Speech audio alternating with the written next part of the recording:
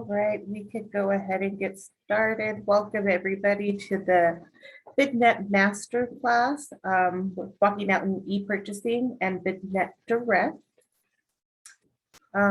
It's like to introduce you to the HCC Board of Directors. Our president is Rusty Gonzalez, Secretary Kathy Kramer, and Suzanne Arkell, Enrique Elizondo, Will Hillen, Callie, Keith Ray, Drew Ripple, and Katrina Wirt.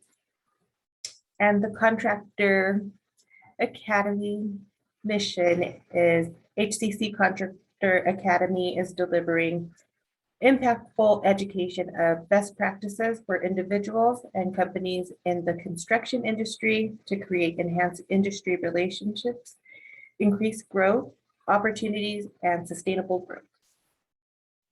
And today, the class is going to be facilitated by Ms. Kim Poland, who is the Marketing Director and of Strategic Sourcing from BidNet. So without further ado, welcome, Kim. If you'd like to just introduce yourself, and then I can give you the ability to share your screen, okay? Sure, sounds good. Always what I love to do, introduce myself while staring at a picture of myself. It's always fun. Just kidding. But, thanks everybody for being here tonight, this evening, and taking your time off. My name is Kim. I am the Director of Marketing for BidNet Direct, which houses 49 different, actually, I guess 51 technically different purchasing groups, including the Rocky Mountain e-procurement system.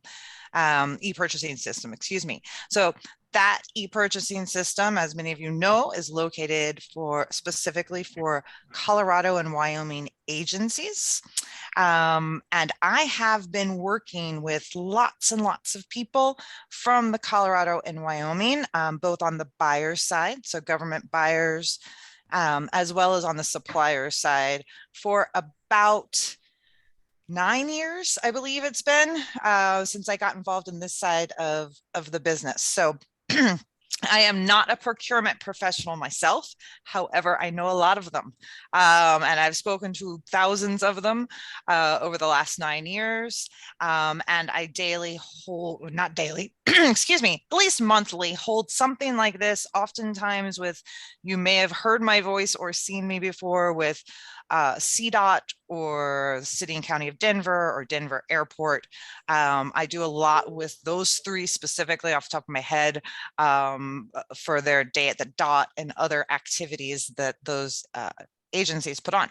So I'm here to make this about what you all want to learn. I have things that I think you want to learn, but at any point in time, and you all let me know if this is, they're able to unmute themselves, correct? Yes, yes. Okay, and perfect. Actually, if we could have everyone, we can do like a quick introduction. Yeah, So that'd be great. Please, everyone who's in attendance, I'll go ahead and start with the person on the top of my screen, who is Joel. If you could please just give us a quick introduce yourself, name and company, and just like a brief intro. Sure. My name is Joel Sandoval. I'm president of Eco Retaining Walls, as well as Eco Logistics. We are a commercial retaining wall company, as well as we do trucking on the logistics side. Okay, awesome. And Nancy? Hi, I'm Nancy, the owner of Clean Break LLC. It's a residential and commercial cleaning company here in Colorado. Great. And Alex? Hi, I'm Alex. I'm with Mamihe Construction. We do end-to-end interior and exterior construction. And yeah. Okay. And Marcos? Hello, I'm with Alex. So basically he introduced Mimic Construction. Okay. And let's see. Ellie? Hey there, I'm Allie Turner. I'm the Chief Marketing Officer of RK&K. We're a professional A&E firm based out of Baltimore, Maryland. Awesome. And did we already get Adam? Yeah, hello. I'm Adam Cressman, and I'm with Facility and Building Services. And we are a facility management company. We focus on advanced tech. We're an electrical contractor. So we manage like data centers and that type of work. And we're a small company, so I do a lot of the estimating and some of the field work. All right. And Jeff? Good evening. My name is Jeff Wright. I'm CEO of Right Choice Inc., which is a trucking company. However, I'm actually more interested in a new startup that we're getting ready to take place. And so I'm really interested in the procurement side and trying to figure out how to touch and reach some of the procurement folks that may or may not even have what we do on BidNet, and just trying to get my feet wet on that side of it. All right. And Roxana? Hello, all. Nice to meet you. My name is Roxana Toledo, and I work for Manda's World Inc. We are a minority certified business, and we provide painting, drywall, janitorial services, and snow removal for facilities. So thank you very much.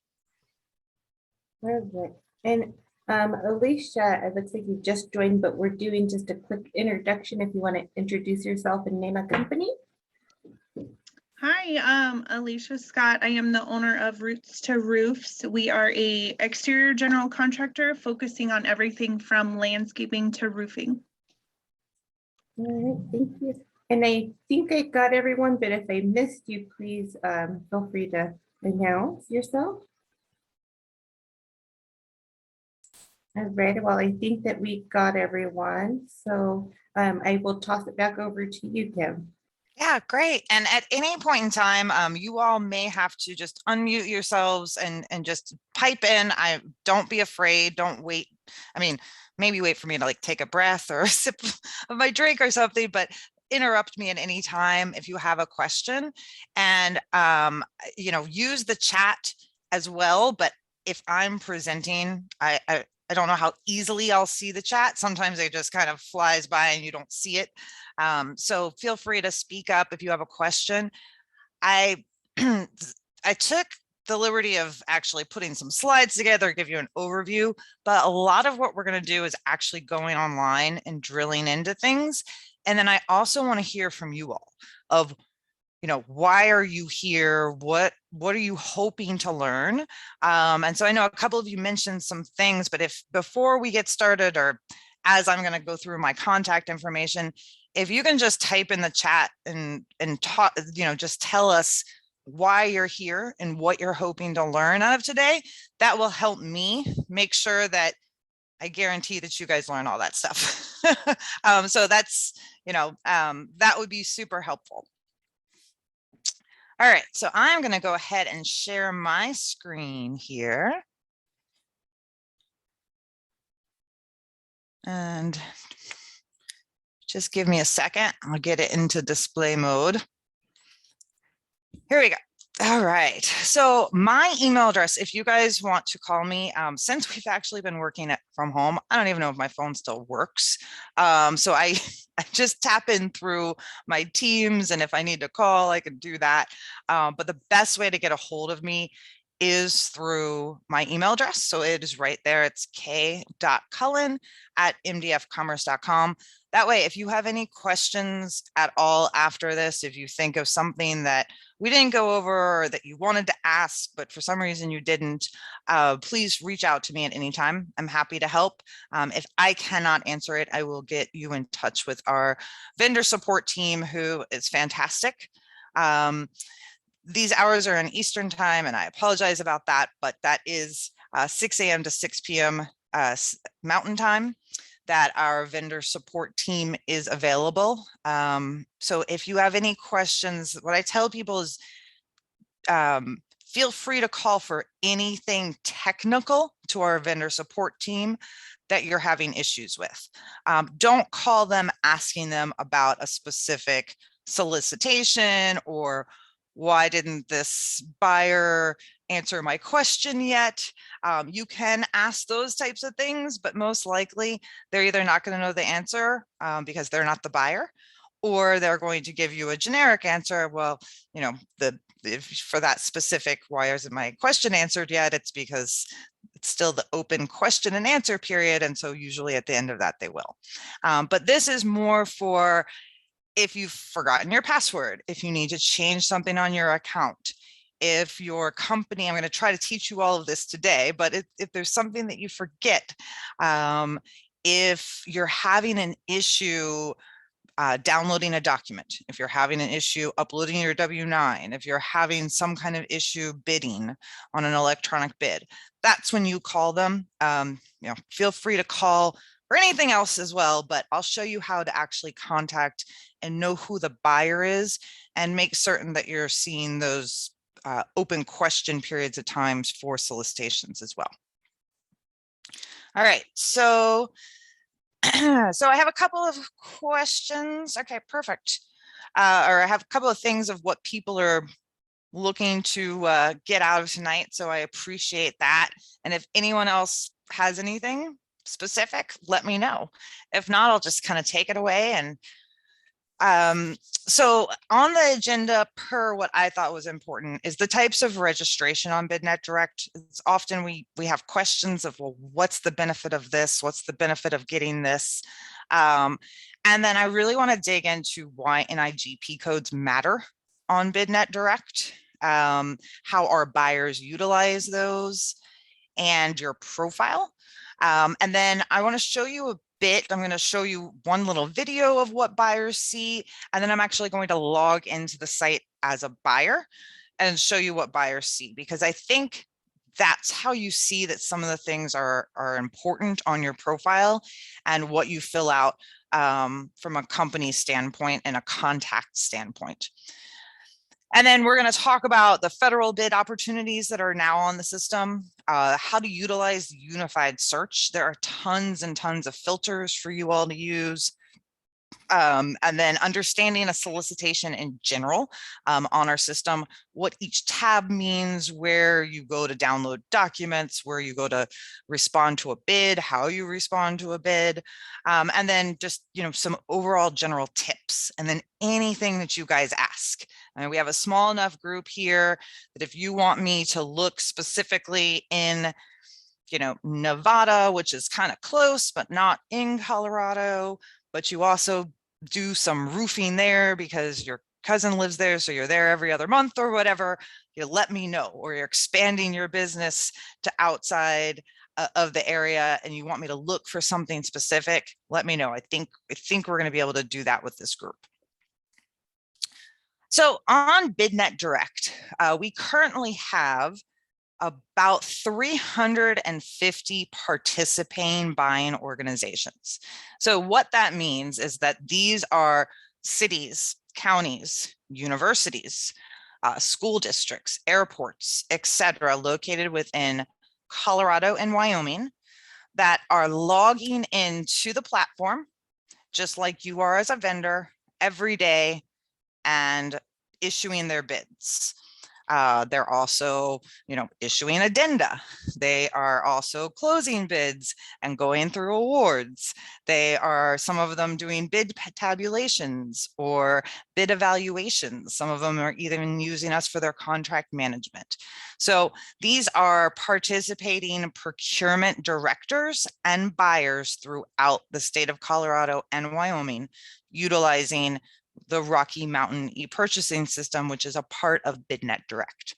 We also have those buyers in other states. So we have, you know, the Texas purchasing group, the New Mexico purchasing group, the California purchasing group, etc., in which each of those have their own like-minded local and state agencies that utilize that system for their buying.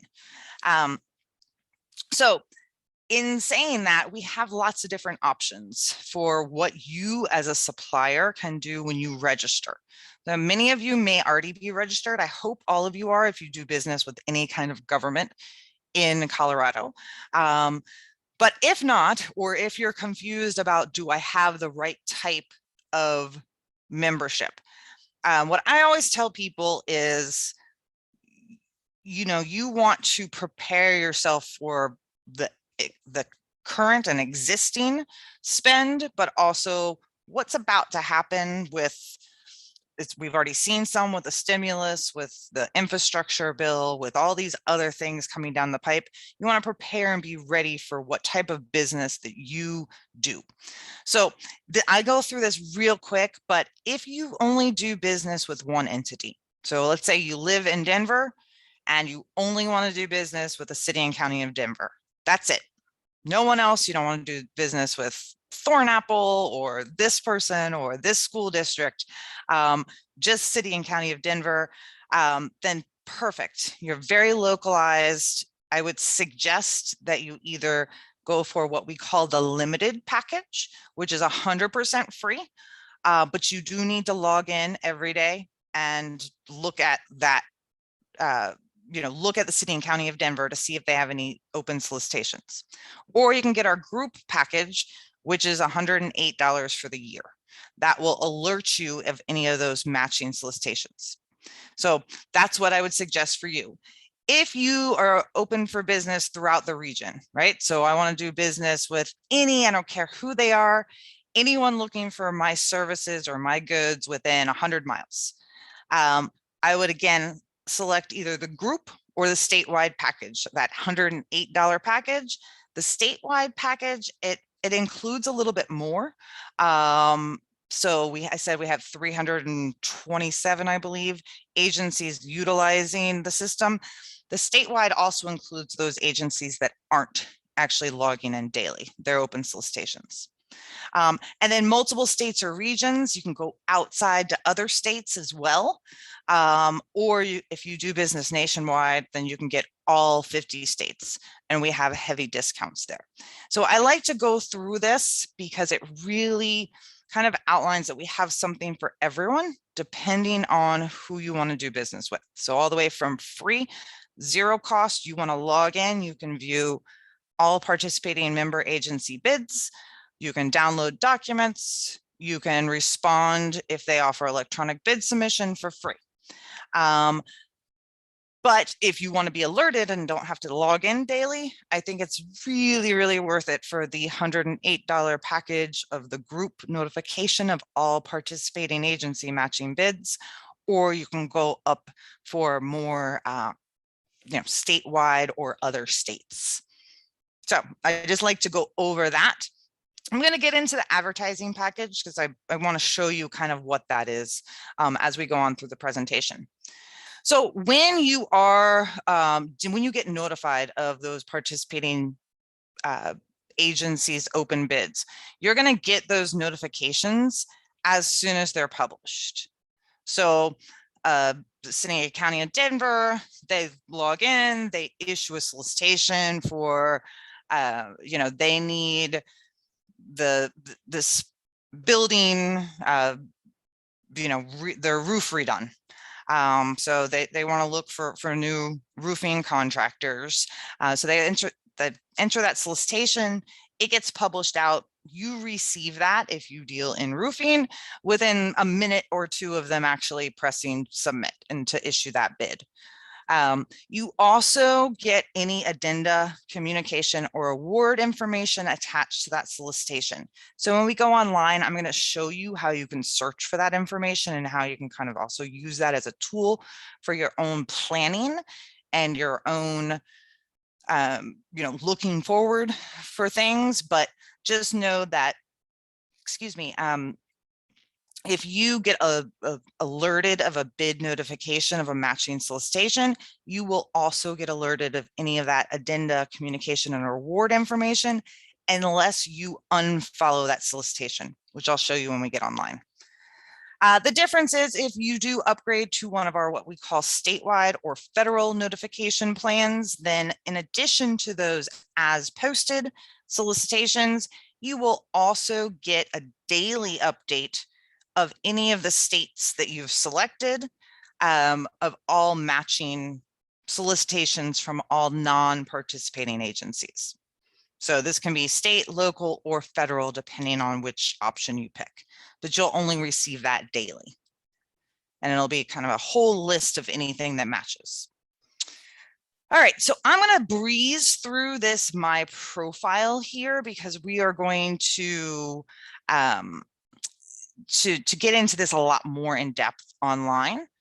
And someone asked in the chat, what is the cost per state? So for the participating agencies, it's $108 per state. And for statewide, meaning I want everything in all of Colorado, Colorado and Wyoming are considered one state because the Rocky Mountain e-purchasing system is considered, I know it's 2 states, but it's considered one entity. So you're really getting 2 for 1 there. And it is $396 per year for all of the participating member agency notifications, plus any non-participating state and local within those 2 states. And then each other state, I think, if I remember correctly, Colorado and Wyoming is the only one that you get 2 states in one. Everything else is the same, but there's a discount for 3 or more, and then a very steep discount for 5 or more. I think the max that you'll ever pay is $1,600 for the whole country. And that's for the year. So we're going to get into your profile more when we get online. I just wanted to show you this because I know some people like to look back and kind of remind themselves of things, and this may trigger, oh yeah, I need to go in and set up my profile. So we're going to talk about why your profile matters, but each one of our suppliers who's registered on BidNet Direct, no matter what type of registration you're registered for, you have a profile. You have a company profile, and you also have a personal profile. So you can have multiple contacts for most of our, registration types. So you can have yourself as a CEO, but you can have your entire sales force. Each person can have an account under you, and you're still just paying that one price or just under that one overall general thing, company. But I want to show you in a minute why all this information matters, because any of those 326 or 327, I forget now, I think it's 327 agencies that utilize Colorado, plus any of our other agencies in other states, if they're looking for someone specifically in Colorado for something, or they're looking for someone kind of just, they don't care, it's a service, or it's a professional service, or it's a product. They don't care where they're located. They're just searching by code and by keyword. Those buyers can actually see this information. So I will show you how and what information they see in a few minutes.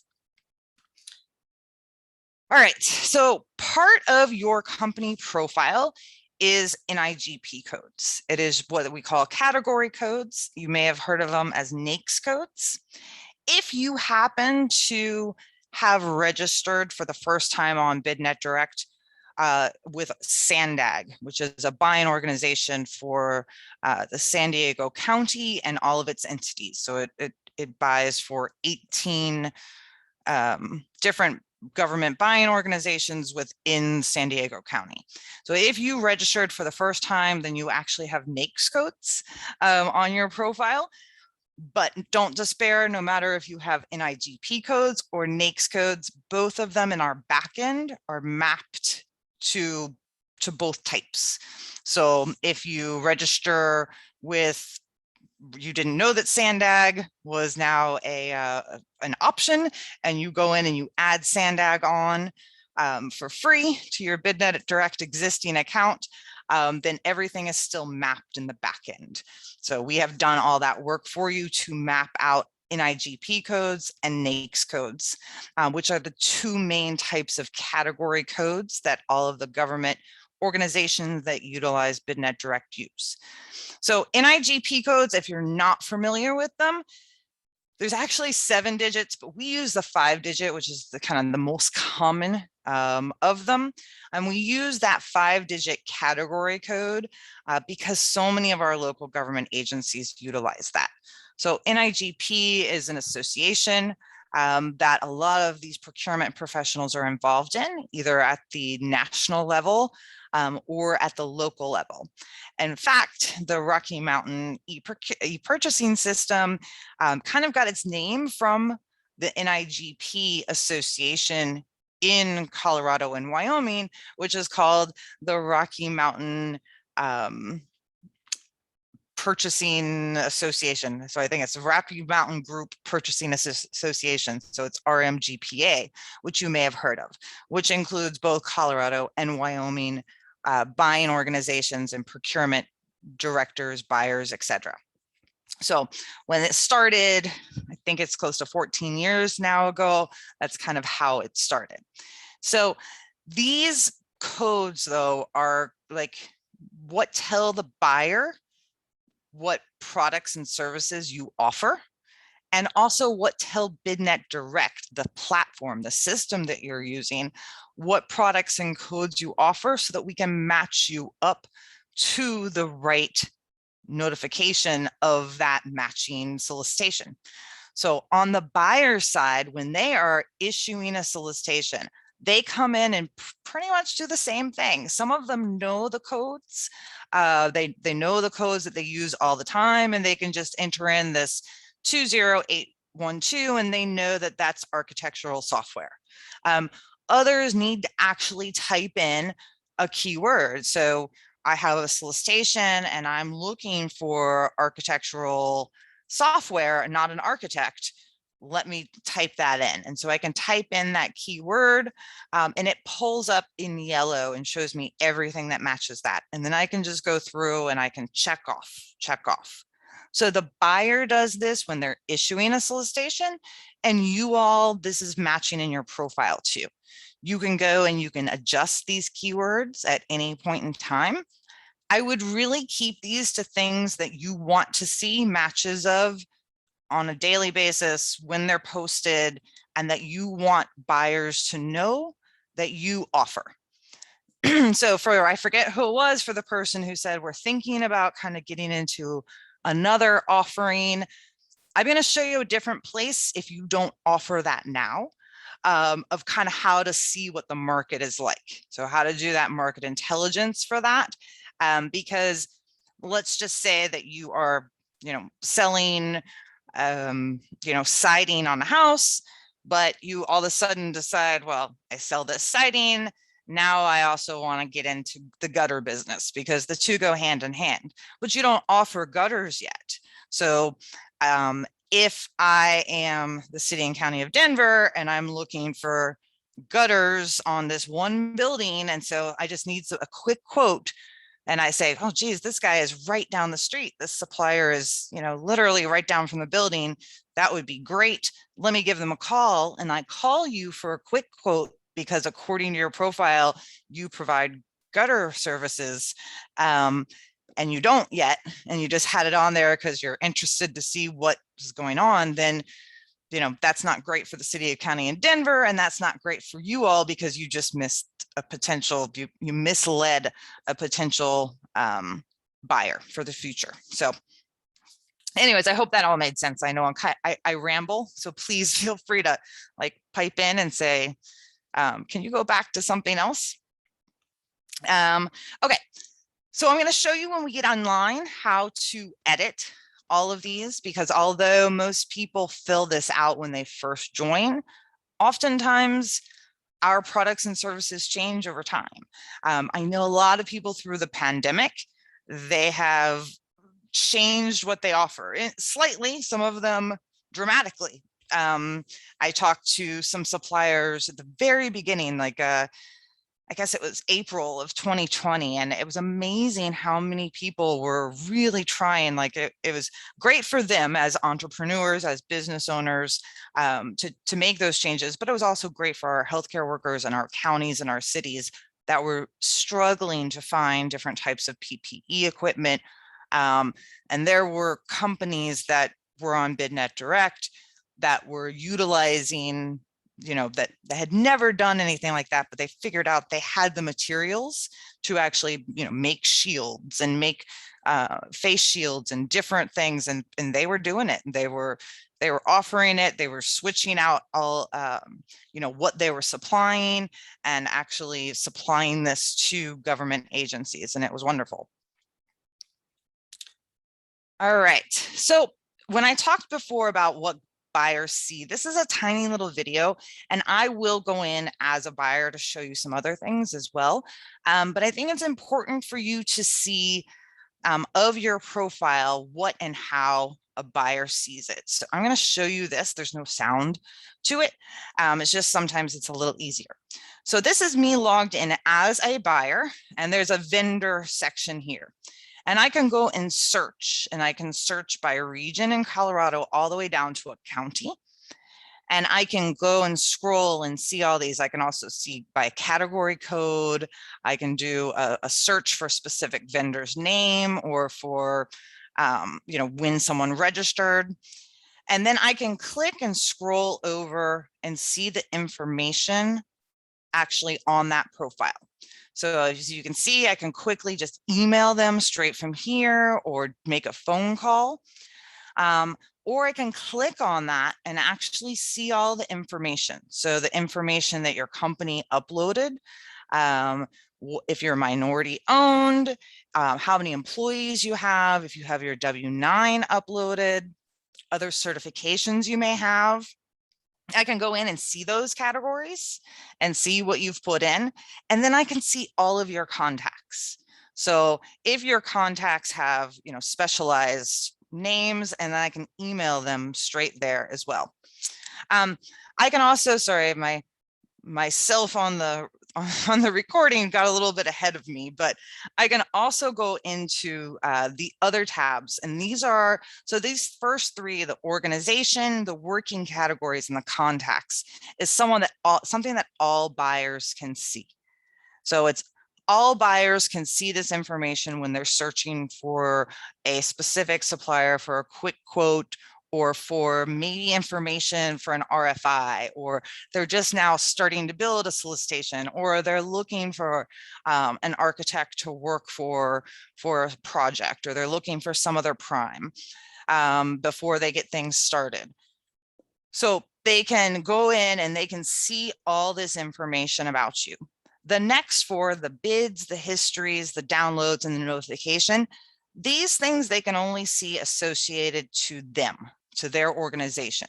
So if this supplier, which is the BidNet Direct Test account, had bid on one of the city and county of Denver's solicitations, then I could go in and I could see that bid history. I could see the history of kind of everything about that supplier.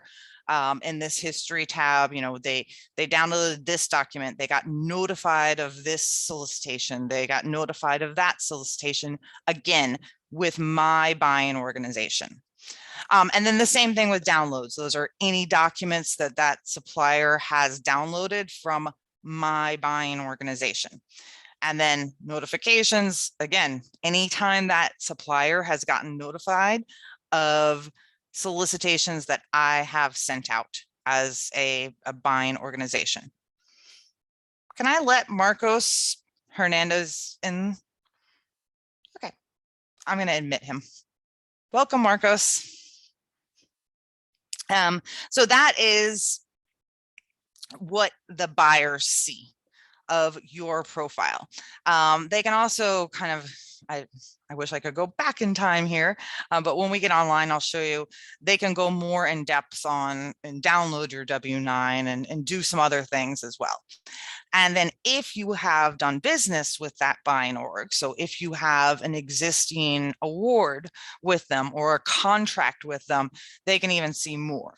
And at that point in time, you may actually even be involved in some of the alerts and things, because they're going to, if they're using our contract management system and you were the winning awardee on a solicitation for a contract, then excuse me, you may get alerts every year that, hey, I need your updated insurance certificate. It's coming up next month. Just make sure you send it and upload it here. So those types of things. So just a little insight on how buying organizations actually see your information. All right, so now I'm going to go into quickly something that's brand new. It's literally about a month and a half old, month and 20 days maybe, on BidNet Direct, which is federal bids. So when we log in, you're going to see, and if you haven't logged into BidNet Direct in a few months, then this is going to look different to you. But now we have federal bids as well. Excuse me. Depending on what state, so if you only do business in, let's say, Colorado, and you sign up for the federal bids package, you're going to see member agencies, state and local and federal, just in those states. So just in Colorado, and everything kind of matches up. So right now I'm just looking, the screenshot is just looking at federal bid opportunities. However, if you see this little government building sign, that means it's a federal bid opportunity. You can also see because it says Veterans Affairs or Department of Defense, etc. But it gives you a little notification of what it is, what that solicitation is. The federal bids, they actually come in with your state and local. So, oops, sorry about that. I'm going to go to the previous slide. So at a quick glance, you can tell, are they state and local, or if not, oh my goodness, very, my mouse is very touchy tonight. If not, it will say federal here. And this is all based on those NIGP codes. So just to let you know.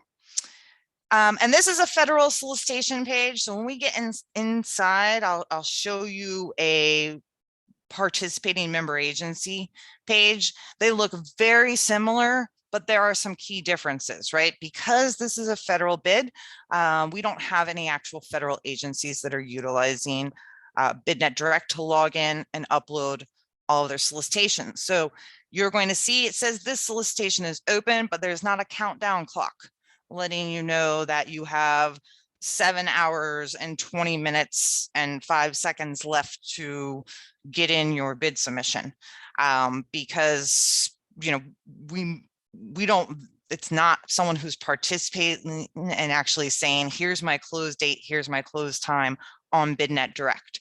So we have the close date of this solicitation, but you need to go somewhere else in order to submit your bid, and you need to go somewhere else to make sure you have everything. We do have documents attached to these, but again, we're pulling these documents. Our team is pulling these documents. The agency themselves is not uploading them. So take this information. It's great information if you want to get into federal, or if you do business with federal government. There's a lot of money there.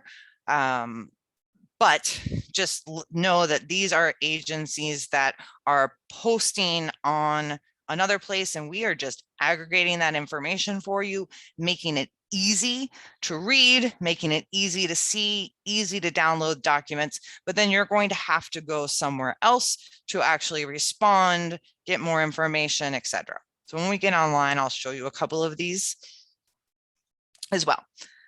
So if you're not signed up for federal, and you click on one, you're going to get this little pop-up and you can purchase it. As we were talking before about the pricing, it is federal, includes federal bids, state and local, and participating. So you get everything for that state, and it's $516 a year.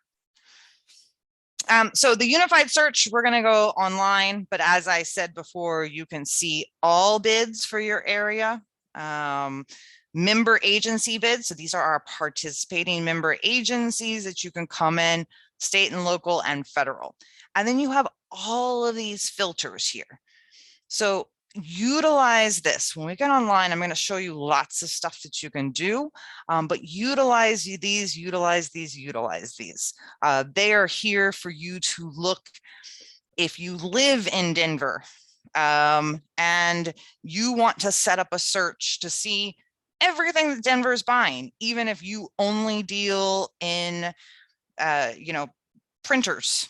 And so, you know, you have your profile set up that you sell printers and printer services, and that's all you're interested in receiving solicitations for, and for getting calls from.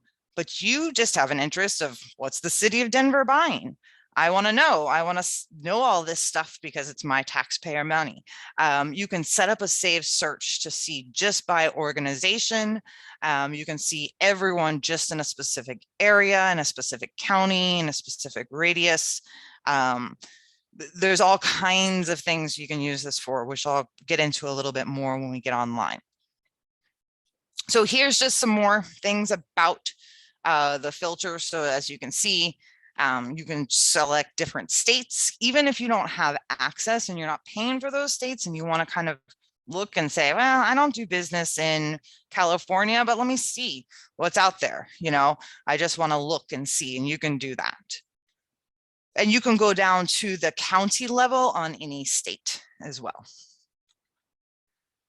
If you select nationwide, or if you don't, and you want these states anyways, if you select nationwide, you will be alerted of these. If you don't, you still have access to look at these, which is the District of Columbia, Guam, and Puerto Rico.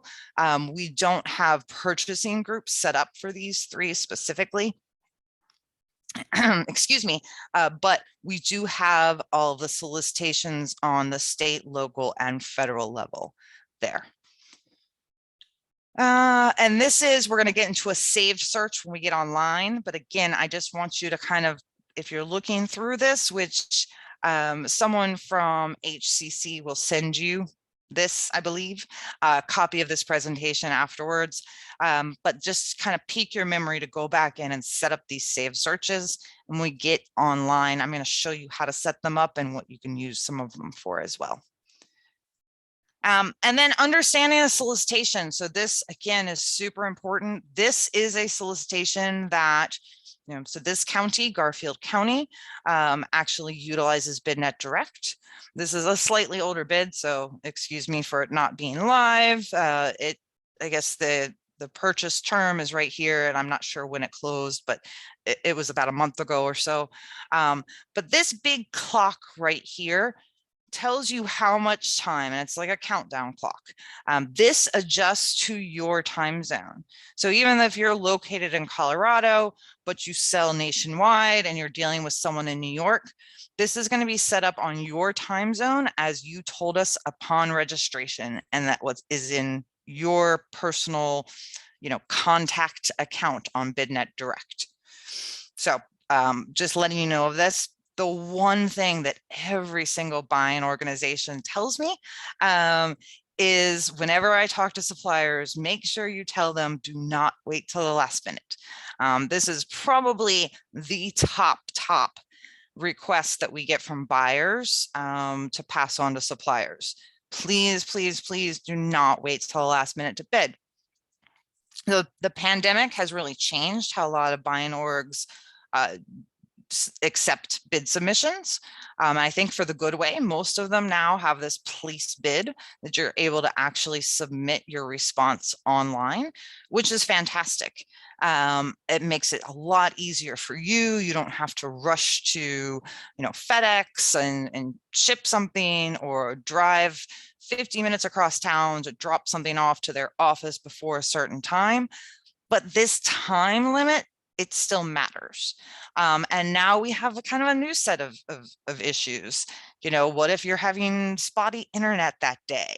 What if something, you know, the power goes out and you lose your connection to the internet? What if something happens and you upload the wrong file and you have to go back and re-upload a different file? So never wait until the last minute. Once this hits zero, it's zero. It will not allow you to place a bid. And there's nothing that we at BidNet Direct can do, and there's nothing that the buying org can do. So don't let it get to 0 before you place a bid, please, please, please. You know, some people say a day in advance. I think that's a little bit crazy because we all know, especially depending on the type of solicitation, there's a lot of work and effort that goes into these.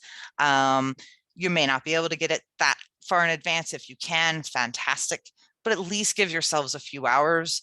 That way, if you do run into issues, you can call our support team. They can try to help. They can do something to the begin. If there is an issue with something technical, they can walk you through and say, oh, look here, it says physical or bid submission. So let's look through the documents together and see, what does that physical mean? Is there an email address that you can also email it to if you're having trouble for some reason uploading your document? So they can really help you troubleshoot that. But don't wait until the last minute for that troubleshoot, because there may be other suppliers on the phone dealing with the same thing, and you were the last one to call, and now you've missed out. So can't say it enough. Do not wait till the last minute. When we get online, we'll go through each one of these tabs and each one of these sections as well, if you all want. I was just doing a little time check, make sure I was kind of on time, to show you what each of these mean. All right, so I am going to ask if anyone has any questions. Hopefully someone does. Give me a little break to take a sip of my drink here. I have a question. Sure. So does your profile look this way because you have everything? Like all of you have like the full package, not just like one agency or the limited account. Is that why you're seeing everything, including the federal bids? Yes. Yep. Okay, so do you get the federal bids with any of the other packages, or only if you do the statewide or group plan? Yeah, so you get to see federal bids and how many there are that match you with any plan, a group or above. So Okay. the $108 plan or above, but in order to access them and access all the documents, you need to be paying for that federal plan. Okay. Does Thank that you. make sense? Yes, yes. Okay. I figured as much, but I wanted to ask. Yeah. So sneak peek, as of January, this is kind of like insider information here for you all. I'm not exactly certain of the date in January yet, but I believe it will be sometime in like mid-January or so. Any any supplier, even if you just have the limited, will still be able to see which federal bids and state and local, even if you don't have access to them.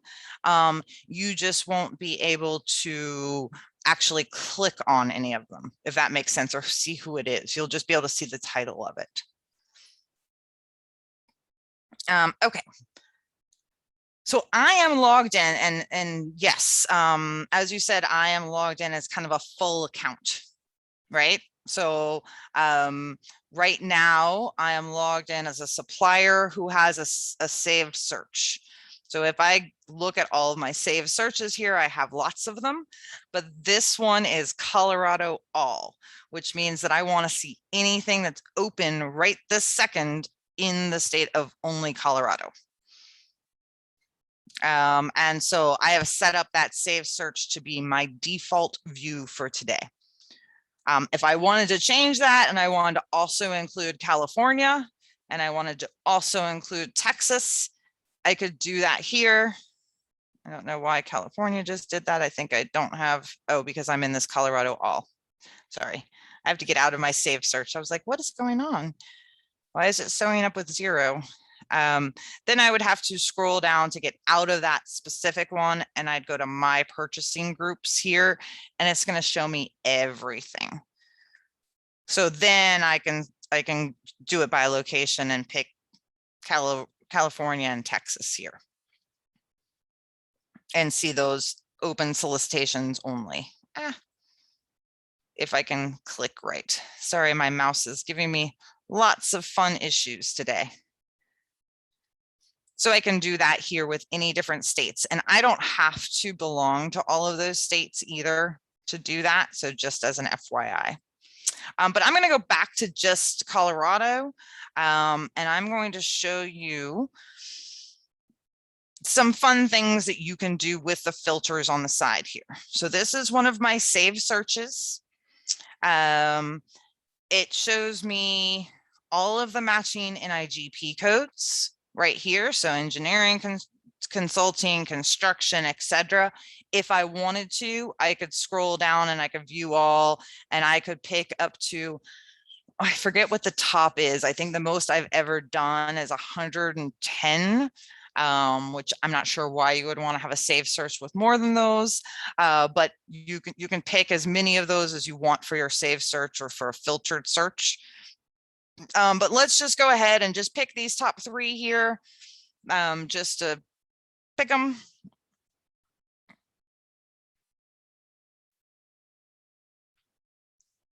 There we go. So we're just looking at these engineering and construction, right? Let's just say we just want these right now. If I wanted to scroll down to a specific buying organization only, doesn't matter even if I'm not in this specific safe search, I could get out of here and go somewhere else. But if I say I want, CDOT, I want CDOT only, with engineering, construction, etc. I could keep going down to published date. I want anything just published within 1 day, within 1 week, within 1 month, whatever you want there, and apply that. I could do the same thing with closing date, etc. So I've got it down to one thing with all of my different parameters I've put here. But if I wanted to, let's say this is really what I want, right? I'm going to save that search. And I'm not going to replace, I'm going to create a new one, and I'm going to call it, CDOT construction only today. And what's going to happen is now I have this save search that's drilled down to specifically what I want. And it's anything that's posted within a day. So this means that anytime I log in, I'm only going to, or sorry, this is a week, I apologize. But so this is 1 week just for CDOT, just in these specific 3 categories. So I am going to have this search now that at any time I can look and I can see the most recent within those matching categories by that specific buying organization that are open. So this just shows you kind of an idea of what you can do with it. And Roxana, feel free to unmute yourself and ask away if you have a question. Yes, thank you, Kimberly. So I have a question in regards to searches. So I have, I believe, the statewide package. That's what we use. And I was just wondering, the notifications that I received through email for the different solicitations that just were published, are those according to the NIGP codes that I selected, or according to my saved searches? I'm a little bit confused in that. Yep, they're according to your NIGP codes that you've selected. So if I do a different search and I save that search, that would just be there on the website, nothing related to notifications, right? Correct, right now. Okay. We are looking, we're in the process of actually another little sneak peek for you, of actually giving you the option to get notified of those saved search results once or twice a day. But I have a feeling that is not going to be ready until sometime in around April of 2022. Okay. Yeah. That definitely answers my question. I was just wondering, like, what kind of notifications was I receiving? Yeah. That's what it is. Thank you. No problem. I'm going to also go through, I'm going to go back to someone that gives me more than, one guy here, one match. So I'm just going to go to my purchasing groups real quickly. So I'm going to see everything because I belong to all purchasing groups. But the great thing about a published date is I can actually go to the closed solicitations or awarded solicitations, and I can look for things either published or that closed. I'll just take the closed. If I know that the average, I'm a painter, and I know that every 7 years, everybody needs new paint, right? And I apologize if there's any painters on and that's wrong, then I'm sorry. I'm just kind of making these stories up. But I can look back, 6.5 to 6 years ago and do a search on paint, right? So 6 years is a long time. So let's see if it goes back that far. It only goes back 5. Okay, let's just call it 5 years. So I'm going to go back 5 years from now, 5 years ago. Sorry about that. And to May 1st of 2016. And I'm going to go to October 26th of 2016. I'm going to apply that, right? And I'm going to then see any solicitations that closed within that range, and I'm going to put in paint. And I'm just showing this as an example for what you can do. And so now I know that the city of Dallas, had all those paint supplies. I can look through the specs, or this Capitol Hall renovations, painting and finishing, the county of Taylor. Again, I can get these down into just my area if I wanted to. I just wanted to make sure I had something to show you guys from 6 years ago.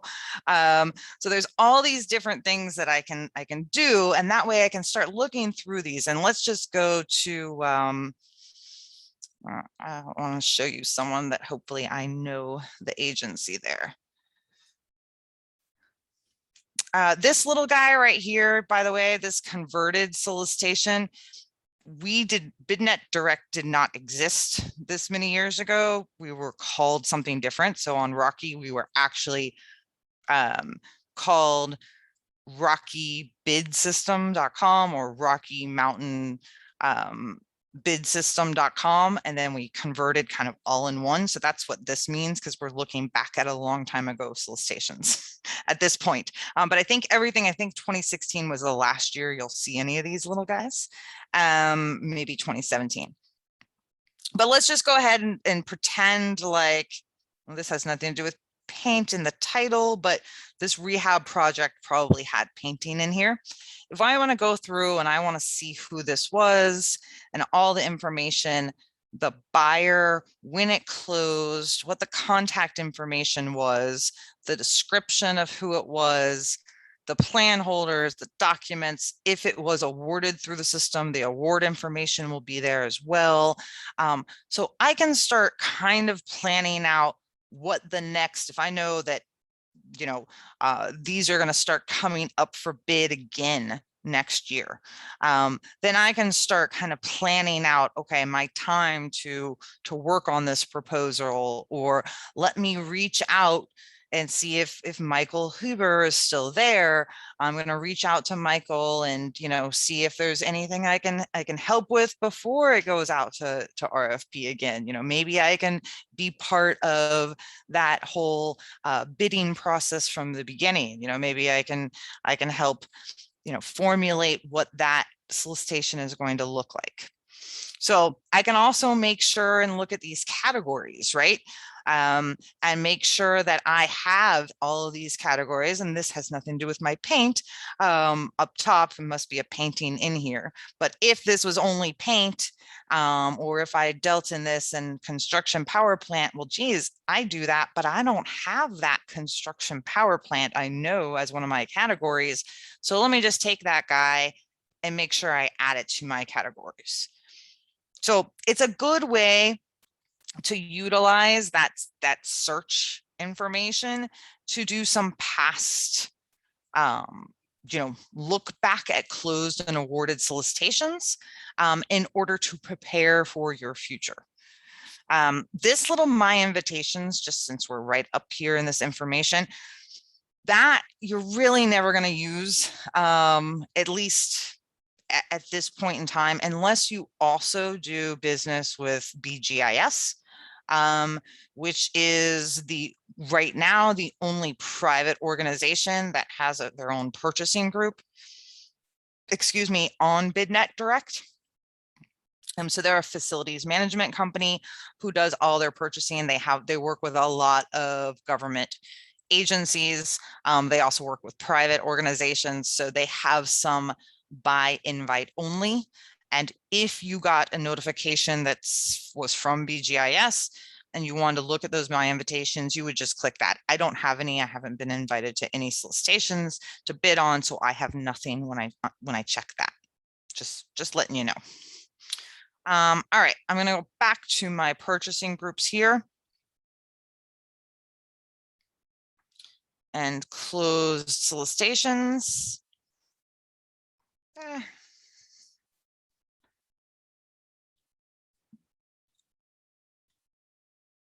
Sorry, this is why I said about the internet connection, because my power just glitched here, I believe. Because all of a sudden I heard my fan go off.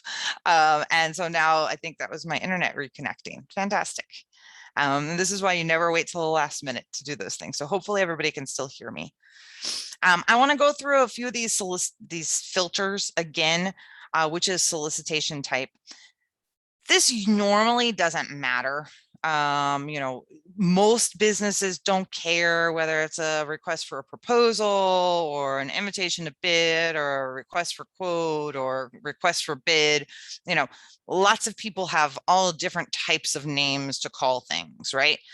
The ones that you may be interested in is they have some that are just specific notice to contractors, right? So they're not necessarily a solicitation per se, but they're a specific notice.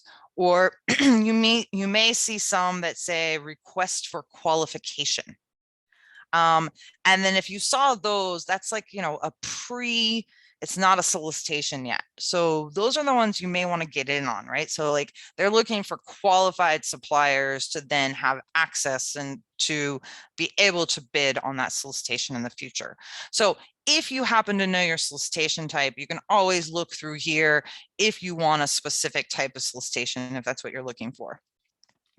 These general requirements, again, there's a lot of stuff here. If everything that you deal with, you know, you have warranty information, you know, you're used to working with bid bonds, and so you only want to look at stuff that has bid bond required, because those are the only types of you know, opportunities that you go after, or you want to look for people who are specifically looking for minority, women, disabled, owned veterans. This, for example, one here will not necessarily be everyone. It's everybody who's checked that off as a requirement. So there may be other people who are still looking for minority, women, disabled owned businesses, but they haven't checked it off as a requirement. As it's not a requirement, it's just a you know, a benefit. So those are the general requirements there. You can always do searches by those as well. And then this keyword here, this is to exclude keywords. So let's say I wanted to, you know, look up construction, but I want to exclude anything with the word brick or bricks in it because I don't deal in bricks. You would hit apply there, and it's going to search for things with the word construction, but that do not have the word bricks in them. So you can set that up then as a save search, or you can just do a search right then. And oops, I forgot I was on closed solicitations, but if we go back to open solicitations, then it'll show us anything that's active right now. Right. So, you know, here's the police operations center in Colorado Springs that needs a paint refresh. Right. So this is a great time to look at a solicitation like I promised you we would. So as you can see, that time clock, I'd be remiss to not remind you of that again. That's going to be at the top there of every solicitation. as well as the title. A lot of people often ask, well, what does all this stuff mean? That's whatever the buying org wants it to be. So this is most likely, this probably stands for 2021. I don't know. I wouldn't imagine this stands for 1:43 a.m., but this is probably like the buyer's initials, or there's something internal to Colorado Springs Police Department that this means. So normally, they just have that solicitation number ID attached to their own solicitations. But the real, beef of it, of what the title is right here. On this kind of landing page here, you're going to see an overall summary of the solicitation. So this is kind of like your quick glance. You saw the title, you're like, awesome, I do painting. I want to come in here. You got notified of it. You click on the link that got into your email and you come on here and you want to look through it. So it's a formal, which means that they need, they need to solicit for bids and they need responses formally. So, they can't just pick up the phone and call someone. They need formal responses. There's the delivery point of where it is. So you can check and you can say, oh, that's right down the road for me, or that's 72 miles away. That's too much. I just don't want to drive that far. You can look at the delivery date. Okay, well, it has to be done by 12:30. There's no way, I'm too booked between now and then, so I'm going to pass. You can kind of look at all this information here, and you can get an idea of what's going on.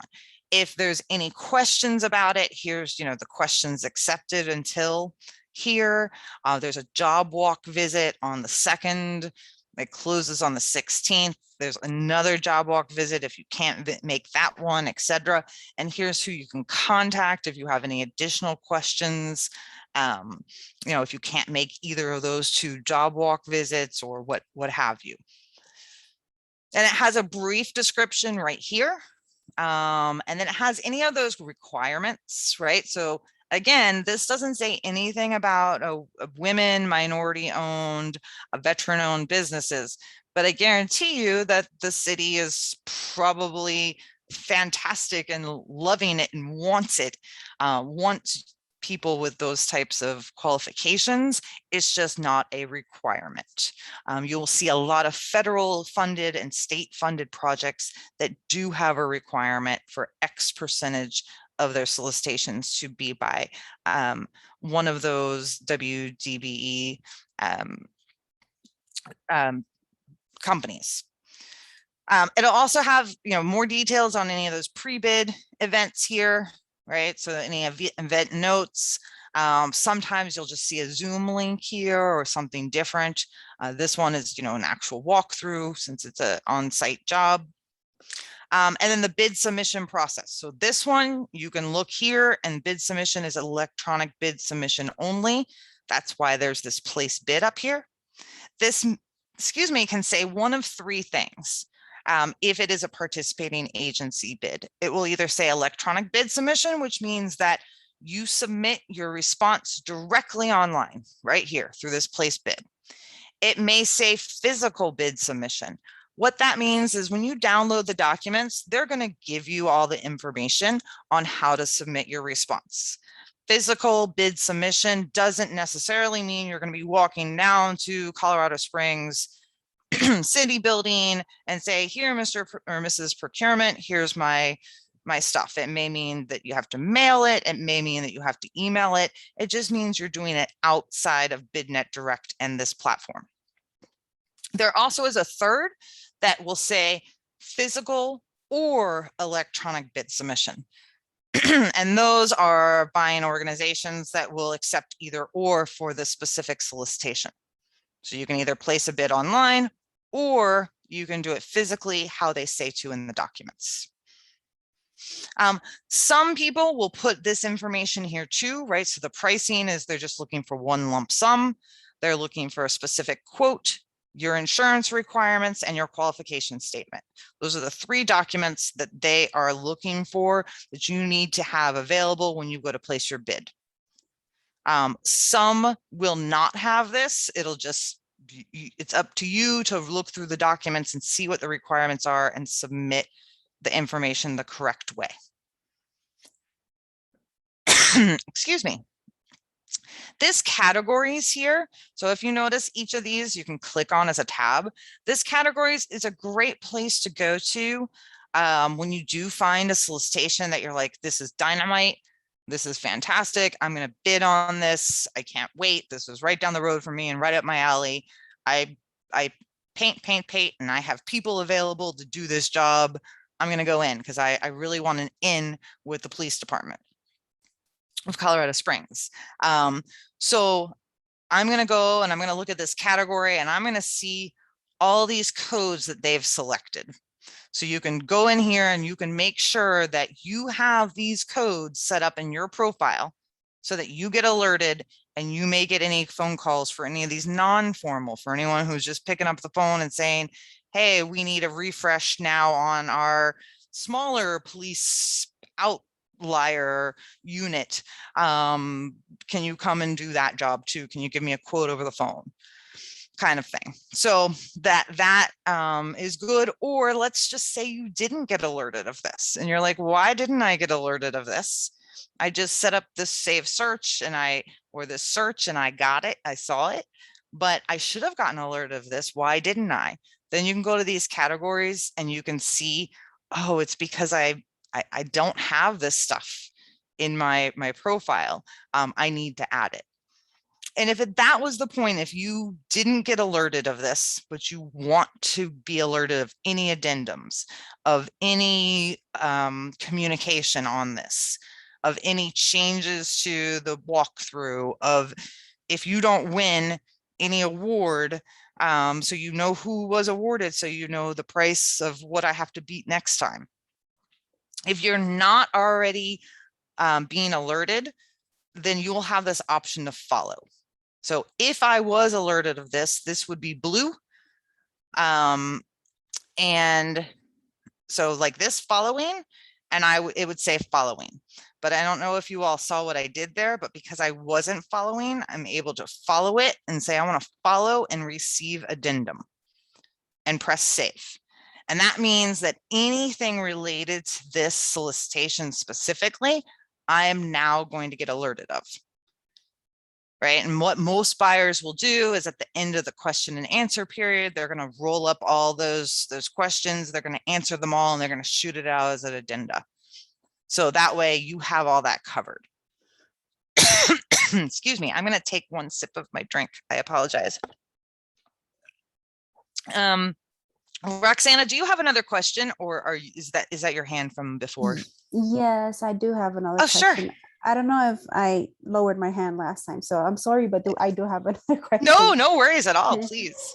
So I have a question. So in regards to this particular solicitation and what we're seeing on the screen, so why would they choose this so many NIGP codes? I'm sorry. So I see clearly that it's a painting job, right? Like for instance, why would they choose trade services? And I know it's related, but I've seen other solicitations where they choose like so many different things and I'm like, what? I don't even understand it.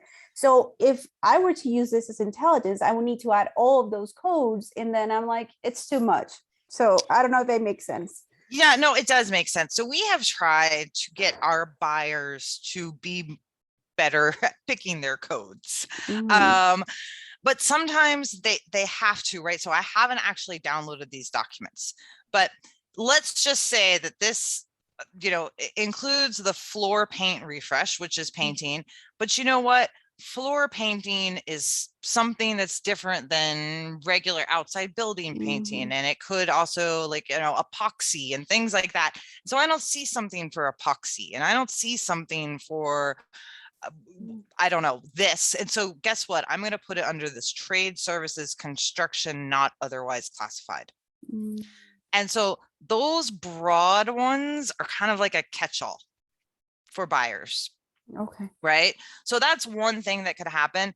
It's always good. Buyers always want to be educated too. So let's say that you decide to and I apologize, I don't remember what you do, but let's say you do painting and you decide to bid on this project. Yes, I do painting. So Okay, so perfect. So you bid on this and you decide to and you win, feel free to talk to, or you don't win. Feel free to talk to, let's see what the person's name is, Alyssa, mhm. and explain to her, other categories that she might be missing or that she doesn't need for this. Mhm. Also, sometimes what happens with buying organizations is we have what's called a bid library on the buyer side. So they go to, let's just say, the city and county of Denver just did a floor paint refresh project last year, right? And so they went and they basically borrowed their documents, borrowed their codes, borrowed their requirements and changed it up to meet their needs. So they didn't have to reinvent the wheel. So they didn't have to go through and build the solicitation from scratch again. They basically piggybacked off of, not even though it wasn't a piggybackable contract, they borrowed that information, which is allowed, to not have to reinvent the wheel. And in doing so, if one agency put in the wrong code here, then every other agency that goes ahead and borrows that information is going to have the wrong. Okay, understood. Yeah, it's just I've seen this solicitations like with 20 of them. Yeah. And I'm like, am I supposed to include this in my profile too? No. And don't, because so if it's relevant, like these kind of not Mhm. otherwise classified, I would until it gets to the point where it's just too much, right? Now, but you can always go and you can say, I don't want to follow this anymore, right? And Mhm. so then you're not going to get alerted. So if this had nothing to do, like, right, so you had this on here, but has absolutely nothing to do with you, once you read through it, just press don't follow and you won't get any more notifications about it. Okay, excellent. So yeah, Thank you. you're welcome. So here's where you can go and download all these documents. So you can either do them one by one, or you can press download here and it's going to download all of them. It also tells you what type it is, so PDF or this is an image, etc. One thing to note about these, it's definitely important. Hopefully you all know this already, but to download and read every document and every addendum. So on the buyer side, if you remember back to that little video we watched, where a buyer can see what you've done, a buyer can see what you've downloaded and what you haven't. So it's super important, especially if you're submitting a response and you're bidding on this project. If they know that you didn't read this document, you only read the other ones, then they're gonna be like, what? This person doesn't even care enough to read, or, well, no wonder this pricing is so off because they didn't read. We needed specifically Sherwin-Williams XYZ top rated, I don't know, I'm sorry, I don't know paint, but this specific paint here. So it's really important that you read all those so that you can make an educated response, not only with pricing, but also with any services that you're going to be providing, or products that you're going to be providing, but also because the buyer knows if you haven't. So Q&A, this is up to the buyer whether they want to have questions and answers asked online. If you have a question about this document, then you can just, or sorry, about this solicitation, you just ask a question here. Most of our, it really depends. People will tell you, buyers will tell you if they haven't. But so someone, you can just write in the subject of what it is and type in your question here and press submit. Many buyers will like you to write all of your questions. If you have 20 of them, write them all in here. Some buyers will like you to do one by one. If you don't know which type of buyer it is and they haven't said so in the documents, again, another reason to read the documents, I would put them all in one and let them come back to you and say, hey, we got all your questions. That's great. It would really help us out if you submitted them each individually. But if not, then if you submit them each individually and they don't want that, then it's going to cause them more work. So I would go for all of your questions at once unless they ask you otherwise. This document request list, so this was just, must have actually just been submitted super recently. Let's see, when was this published? Yes, so today, about what, just about an hour and a half ago. So no one's actually downloaded these documents yet because people were kind of like, you know, heading out the door when this got issued. So if there were people who had downloaded documents, they would be listed here. This is another great tool for you to look at to see how you can build relationships up, right? How you can network with other suppliers within your industry.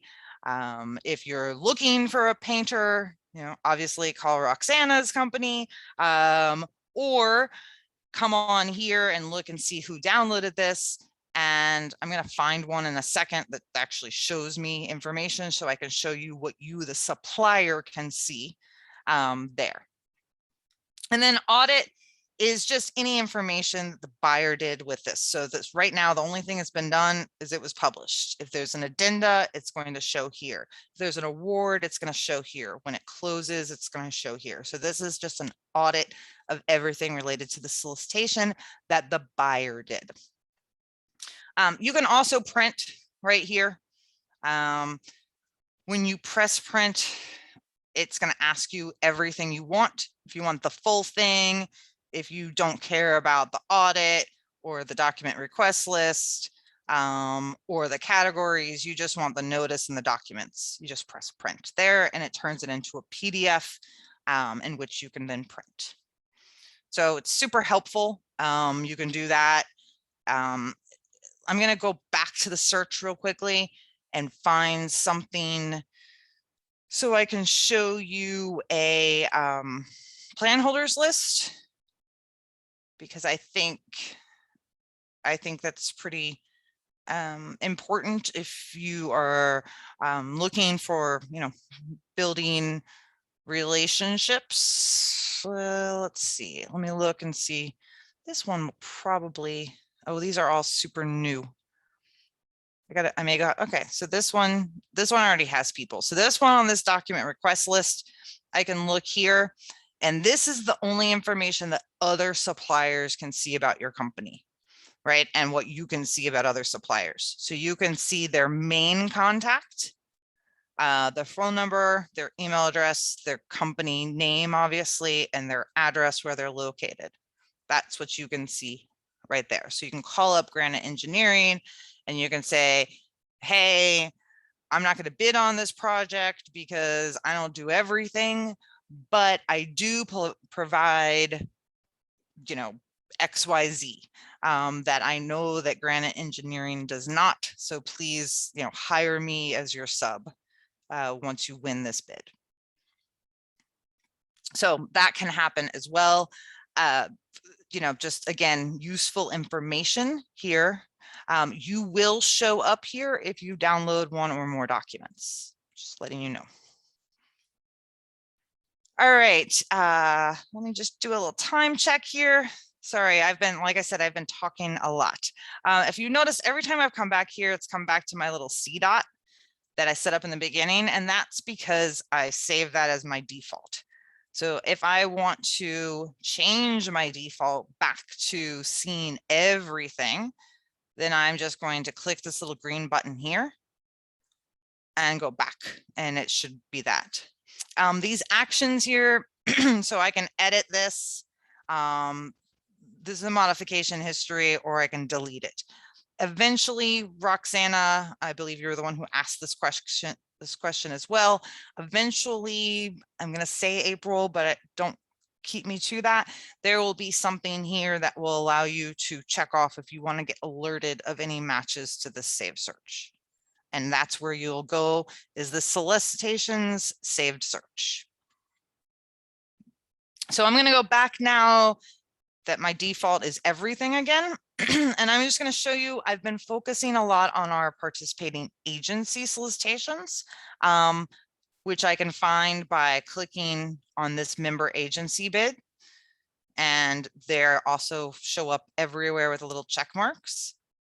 But if I want to look at just a state and local bid, and I want to see just those, I'm going to show you the difference. Excuse me. So you'll notice there's a little bit less information because this is not someone who uploaded this information themselves. This is not the buyer. So this solicitation is open. It doesn't give me a closing date and time. So it will still have a closing date and time down here, closing date 11/23/2021 at 1 a.m. But yeah, you got to verify that information. Click here. Right? It's also going to still give me the basic information, like there's bidder pre-registration that you have to do there, etc. It's going to give me the categories. And it's going to give me these documents, right? The documents, I'm not going to download it, but and if there's any addenda and things like that, then what I'll have to do is press follow and receive addenda, save. So then I'll get any other information attached to this notification.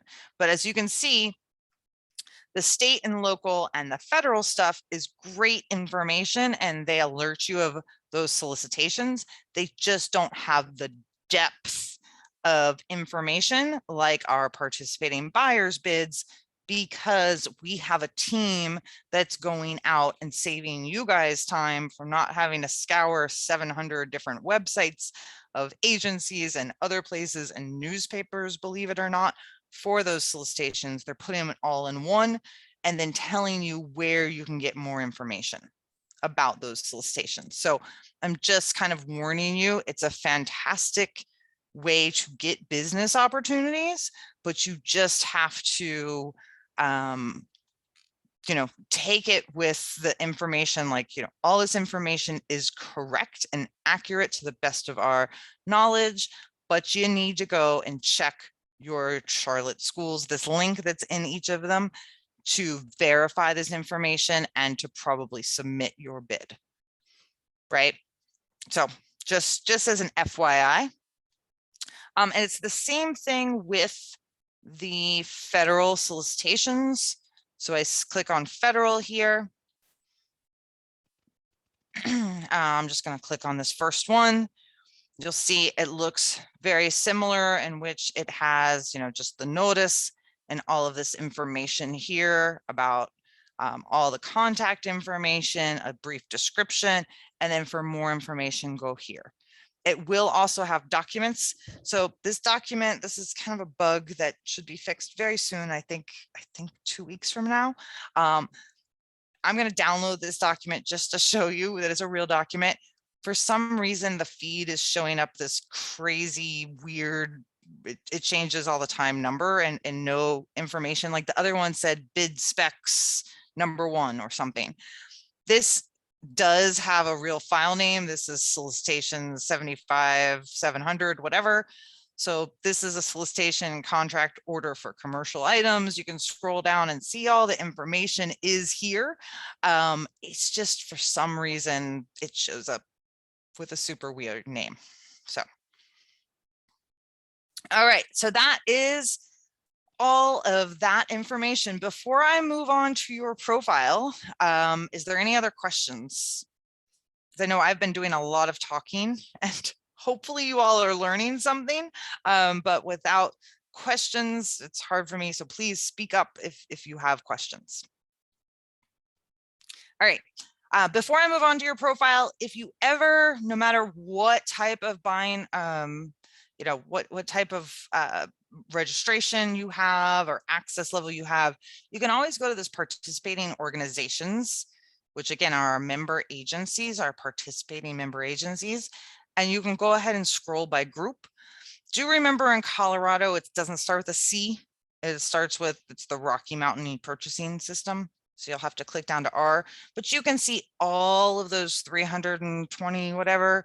You can count them to prove me wrong if it's 326 or 27. But those are all of the buying orgs. And if you ever wanted to look at just one specific buying organization without doing the filters of the search, you could come here, just click on, for example, Arapahoe County, and you could see all of their open solicitations here, all of their closed solicitations right here. Then scroll down and then all of their awarded solicitations. This awarded solicitations is up to the buying organization on if they want to display these on their page or not. There'll always be, if they have awards on the system, they'll always be within the main search that you can do search filters for. But it's up to the buying organization themselves on if they want them displayed on their actual page here. So that is good. You can also do searches just on Arapahoe County here. This little guy, hopefully you all can see this from your screen, but this little guy up here, if you click on that, this is where you're going to find all of your profile information. So this My Profile, that's about you yourself, your person. So your access, your username, your password, your information. This My Organization, that's about your company. So this is the thing that you're usually going to change unless you want to change your username or password for some reason. This is where you're going to want to make sure this information is up to date. These little guys right here are edits. So the only thing you are not able to edit on here yourself is your organization name. If you want to change your organization name, we know it happens, it just doesn't happen often. But if you want to, reach out to our vendor support team, that they can change it. But there has to be verification of that, because what happens is if a buying organization knows that my company, BidNet Direct, bid and won this contract, and now I change my name to Test BidNet Direct, now I don't match up with what's in their audit and tracking. And so they don't know if it's the same company or what. It's all confusing. So there's a process that has to happen there. So I'm just letting you know that's why. But you can come in here and you can adjust your phone number. Fax we still have, even though I don't know anyone who has a fax machine. Maybe you guys do. If your email address changes, if your website changes, you can change all that information here. The most important thing is once you make a change here, press save. You just have, it does not auto save. You have to press that orange save. In this section, if you just flew by this during registration, or you haven't looked at it in quite a bit, or when you all started, oh, sorry, my silly mouse. When you all started on BidNet Direct, you had less than 10 employees, and now you've grown to 25 employees. You can come and change that information here. And then you can also, I would really highly suggest uploading your W-9 form here. You don't have to. It doesn't mean that you have to. You can buy Step This Pass if someone asks for it specifically in a bid response either. It's just really helpful for if a buyer is looking at who's downloaded documents, is doing a search for those quick quotes. If they can see that you have an updated W-9 form, it helps. So again, if you do that, you just simply press that button, and then you can just search on your desktop or wherever you have it and upload it there. And then press save. This is also where those working categories are. So this is where you could go and you could just type in the actual category itself, or you can do a search here by keyword, right? And so you can look for actual paint, or the services start if you are a service only, if you don't actually sell paint, but you only sell the services. And so you don't want, to get anyone who's just looking for paint only and no service, you can scroll down to the 9s, and that's where the services start. So all the way down there.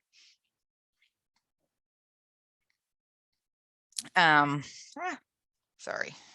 So here you go. So painting and wallpapering, painting vehicles, etc.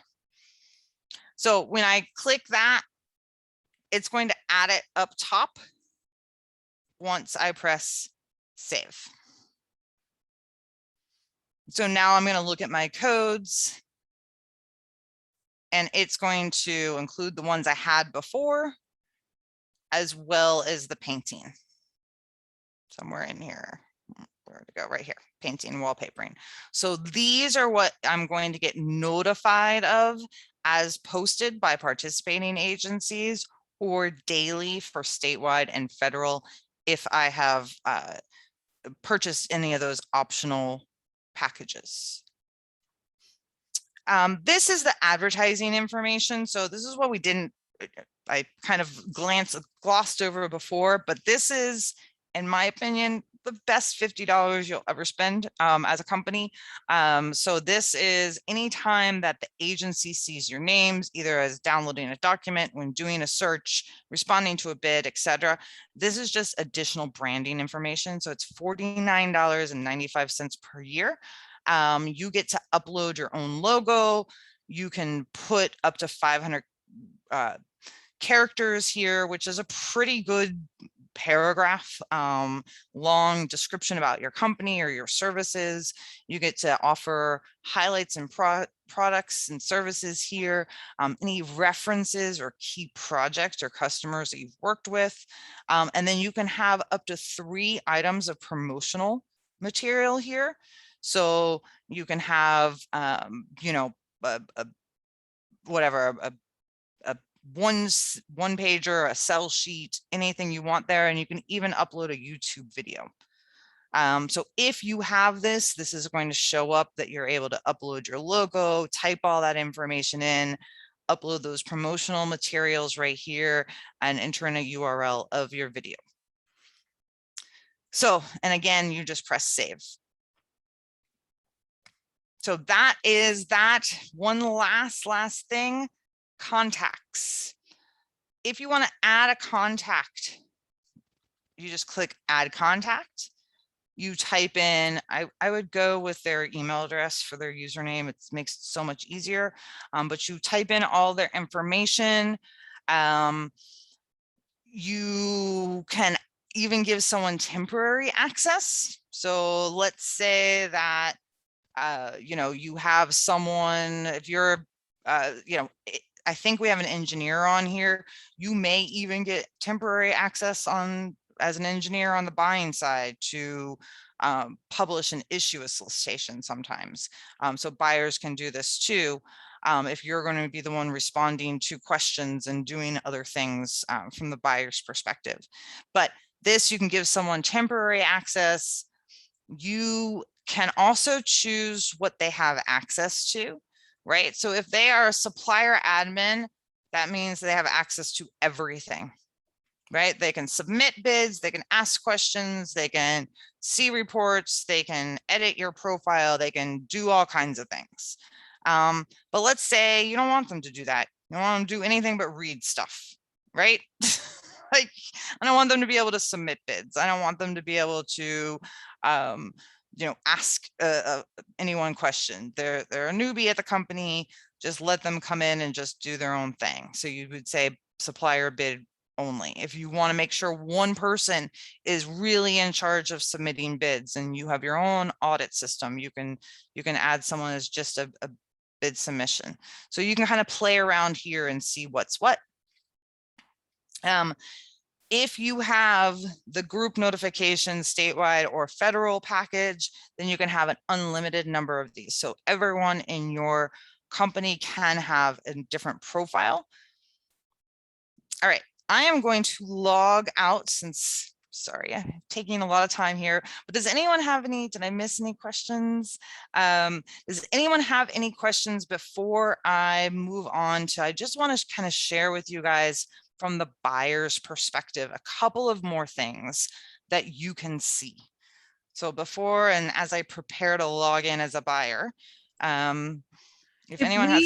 Yeah, I have one. If Sure. we have the limited profile now, how do we change it if we want to upgrade to the group? How do we do that? Okay, I'm gonna go back to that in just a minute. Okay, that's right. Don't let me go off, only because I'm like almost there for Yeah, a you're fine. buyer. Okay, I apologize. I promise I'll go back to that. But I want to show you guys this as a buying organization. So I am right now logged in as a buyer. So you can see, I'm not going to go into details here of like, and show you all of this stuff, but this is what they see. So I'm going to now go into vendor and do a search. And I can scroll down and I'm going to say that I want to look for someone within Adams County that is, let's go with demolition. Right? So I want to look for a demolition service within Adams County. So I can go through and I can see all of these people and I can just scroll over and I can see, no, that's not who I'm looking for. Oh yeah, AHW Construction Joey. Yep, that's who I met at that trade show, or that's who came into my office. I'm going to shoot over this information to, you know, my facilities guy, etc. So this is how they can use that information. Now, what happens is you can see that all these guys are just kind of regular here. And when I get to this earth abatement, of course, he doesn't have it filled out yet. So this guy is missing it, but this guy should have, because he has a little green star there, should have his logo and other information there. Let me see if I can find someone that would have it. So sorry, because I want to show you how this kind of, here we go. So this Acore Inc., this is that advertising profile.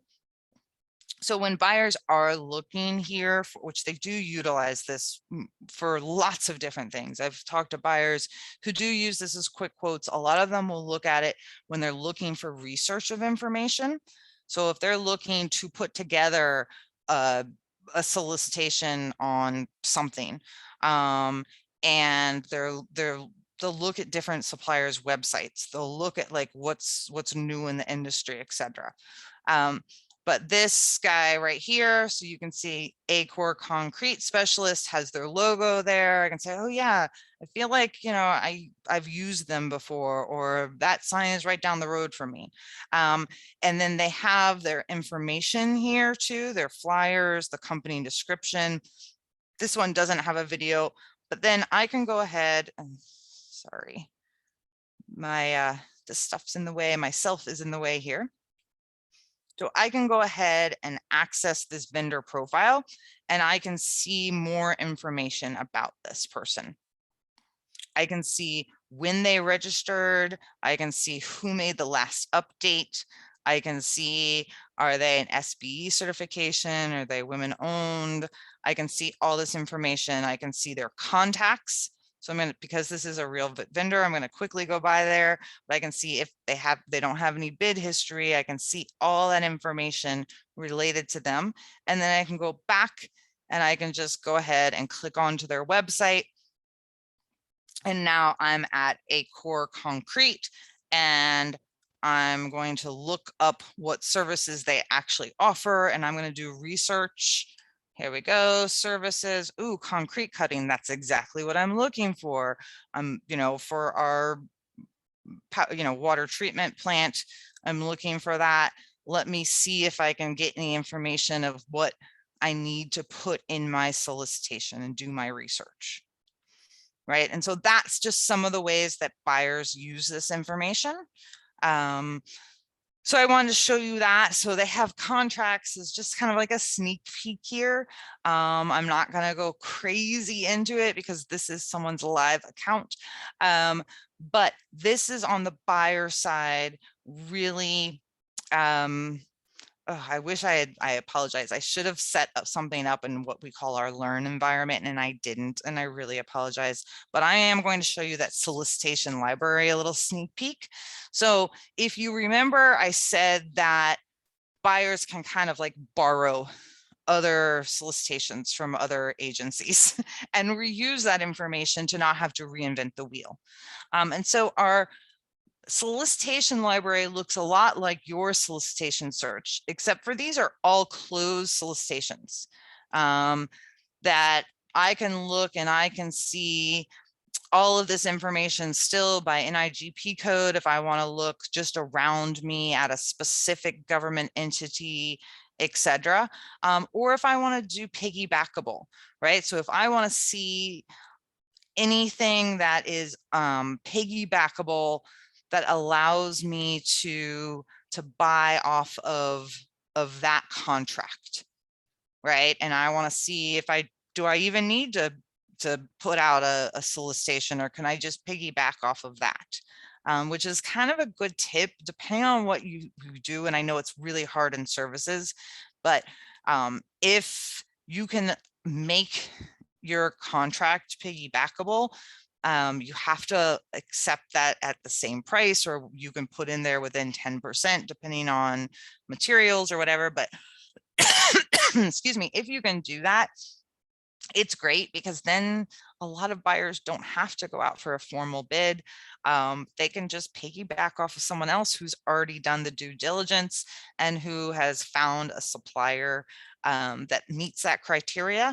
And because they've done that due diligence, then I don't have to. And I may just call Clinton County and just get an idea on something, and then just go ahead and I can hire the same installation of hot water heater. So anyways, just kind of a sneak peek there at some of that information. We also have for our buyers to access the National Bid Library. So this is all participating agency information here.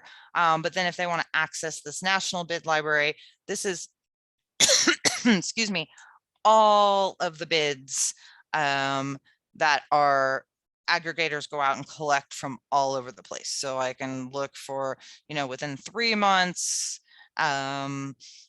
just in Colorado, I want to do a search. It's going to take a while because it's a lot of stuff, but it's going to pull back then all of this information here, and I can click on any of that and see all of the details.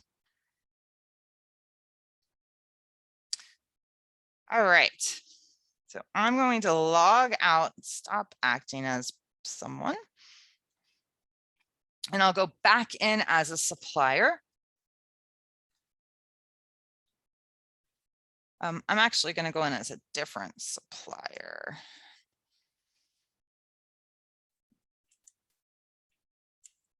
Because that account kind of has everything. So I'm going in as this different supplier who doesn't have much of anything on my account. But I still, even though I'm only paying for one thing, I can still see other stuff. It's just when I click on, let me go here, because I know I don't have state and local. When I click on this, I get a pop-up to upgrade, because I don't have access to actually see everything about that because I'm not paying for that. Excuse me.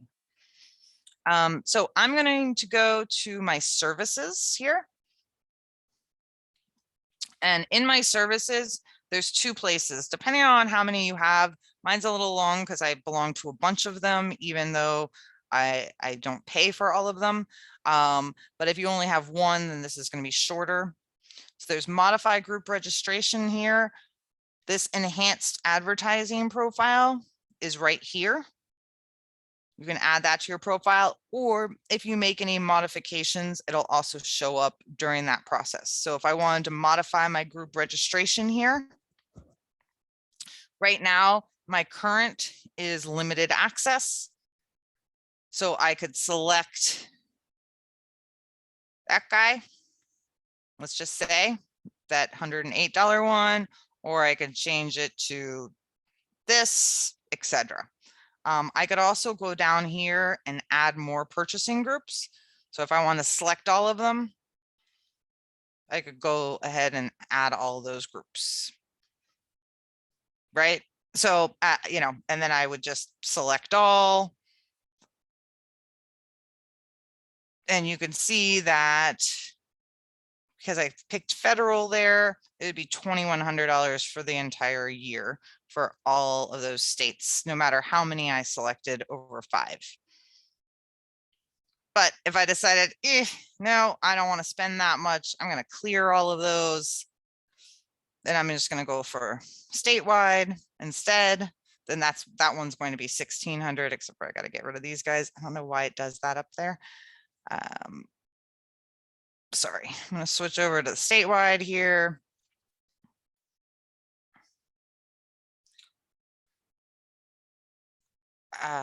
Then we go down here and that's 1,600. So that's how you do that. Obviously, if you only deal in one state, you don't have to do that. It's just one state. And then this is that $49.95. You can add it to your profile or you can press not now. And you press next. And this tells you everything you just bought. So it says I have some free services still, which I could go back and say, geez, why did I pick those? I need to upgrade and my price won't change because you have 5 or more, it's the same price. So you can go back and make those edits to add those, or you could say, well, it's because I want to see what's there, but yeah, I don't want to get alerted of those. And you can keep it as is. And then you just enter in your credit card information and you're done. So hopefully that answered that question. All right, I know I've been talking a whole lot. So does anyone have any questions? We're nearly at the end. If there's anything else I can show you, I'd be happy to. And if there's anything that I don't have time to show you in 9 minutes, like I said, I'll put my contact information back up because you can always contact me and ask me any other questions. And I'll be happy to answer any questions. I may have even like a little video of it. I know I didn't show you how to respond to a bid, so I apologize about that. It's difficult to do. I do have one little video. It's about 3 minutes long that shows you how to do that, but it's super self-explanatory. Every buyer does things slightly different. So if you remember, we looked at one solicitation where it said, here's the 3 bid documents that you're going to need. There's other suppliers that don't, or sorry, other buyers that don't have any pricing whatsoever. So every bid submission process is slightly different. And so the best thing to do with that is to download the documents, know what to expect because it's going to be in there, and then have anything that you're going to need, any pricing information, any line item information, any documents ready to go, and it walks you through it. But I do have a little video that I could send you if you want to, access to view that if you need help. It's kind of a general how to bid, and it shows you an example, but it's by no means what everyone's solicitations and e-bidding is going to look like, because as I said, there will be some that want pricing, some that won't, some that want lump sum, some that want line items, some that want pricing in the documents. And so it just kind of depends. Just know that for any electronic bid submission that you do, you are most likely going to need documents. And if there's a specific document that you're going to need, like if it is a line item for a million different pieces of equipment or supplies or etc., there may be something for you to download, and like an special Excel spreadsheet, download it, enter in all your pricing line by line, and then upload that document. So there's all different ways that it can happen. So that's why I don't kind of show it, because if I showed it to you tonight, when you go to bid on something in 3 days from now, it's going to look completely different than what I just showed you. But the same idea is going to be there, which is that you're going to be doing everything online and you need to give yourself some time. And if for your first bid, you do allow yourself like an extra day and you do it and you're like, I don't know if I'm doing it right, pick up the phone, call our support team, ask them. Like, am I doing this right? I will show you quickly one place that you can go to. Let me see, hopefully you guys can still see my screen. This bid management here. Of course, I don't have anything in here. If I had a bid that I had submitted here, it's going to show me my submission date and the status and the closing date or time remaining, right? So if the closing date is tomorrow, but I've submitted my bid already and it says time remaining 18 hours, 47 minutes. There will be I think it's right here somewhere that allows you to retract that bid and go and resubmit it. And you can do that. You can retract your bid up until the minute before it closes. But remember, you need to submit a new response before a minute before it closes too. But if you realize, oh crap, we had to change everything, the pricing on this just changed overnight on me. I need to go back and redo that. You can. So just know that. And I apologize that I don't have that right now, but if someone asks a question, maybe I can go find it real quickly as you're asking your question. I can't talk and look at the same time. But that is, we have 4 minutes. And so if anyone does have any questions, I'd be happy to answer them. If not, I just want to thank you all for coming and hope that you learned something. I know we spent a lot of time and you listened to me just rattle on and on and on and on and on. So hopefully you don't have nightmares of my voice tonight. But I do appreciate you all being here and I appreciate your time and your learning about all of this. And again, if there's anything I can do to help or our support team can do to help, we are here to help you.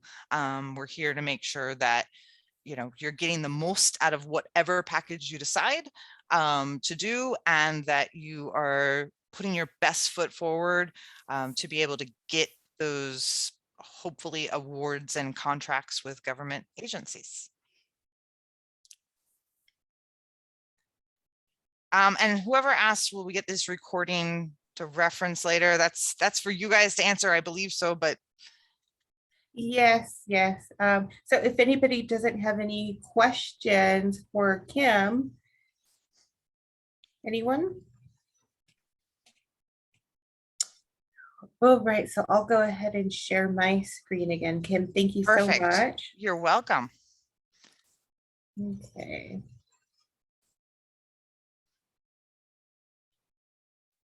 Yep, so we will have the presentation available for you all, and we can also give you the video link as well. That way you can have it for reference. So again, thank you so much, Kim, for your presentation. It was very informative. And just so you know, I wanted to make you aware of some of our upcoming events that we have coming up. November 17th is going to be our GMM dinner, which will feature an economic update. And it's going to be held at the Kiewit building. And then also on December 15th, we're going to have our holiday social, which also serves as a fundraising event, which is going to actually benefit Contractor Academy. So hopefully you guys can attend that event. It's going to be really fun. It will be at City Park Golf Course. And then lastly, we are going to be announcing the course schedule for 2022 here in January. We're kind of pulling it together, but we have a full calendar that is going to be exciting. So stay tuned for all of that information. And outside of that, feel free to tag us on all of our social media platforms. And once again, thank you. And if you have questions, feel free to reach out to me. And then also Kim's information is in the presentation that you'll be receiving, okay? So thank you again, y'all, and have a good night. Great, thank you all. Good night. Good night. Thank you.